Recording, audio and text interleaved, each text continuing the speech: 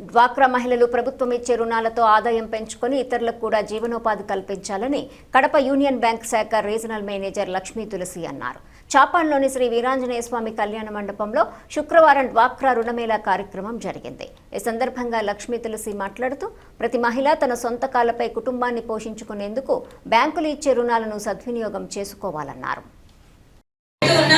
ప్రతి ఒక్కరి అకౌంట్ కి కూడా నామినేషన్ ఉందా లేదా చెక్ చేసుకోండి.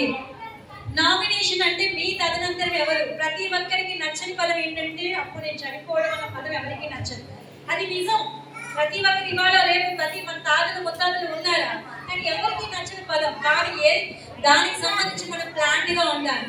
రేపు రోజున మనం ఏదన్నా జనగణన జరిగితే నా పిల్లలు బ్యాంకు చుట్టూ తిరిగి మీ అకౌంట్ లో 1000 రూపాయలకో 50,000కో వాళ్ళు తిరగకూడదు. అంటే కనుక మీ పిల్లల మీద ప్రేమ ఉంటే మీరు ఎలా బ్యాంకు ఆస్తులు కూడా పెట్టాలి, కష్టపడాలి, రాత్రి పగలనుకుంటున్నారో నిజంగా మీకు ప్రేమ ఉంటే వాళ్ళ పేరు మీద మీరు మీ అకౌంట్కి ప్రతి ఒక్కరు కూడా నామినేషన్ చేసుకోవచ్చు.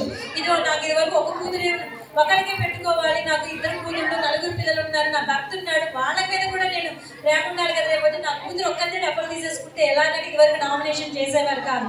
ఇప్పుడు ప్రతి మనిషి గరిష్టంగా 4 నామినేషన్ ఇవ్వచ్చు. ఎంతమందికి? 4 పేర్లను నామినేషన్ చేస్తారు.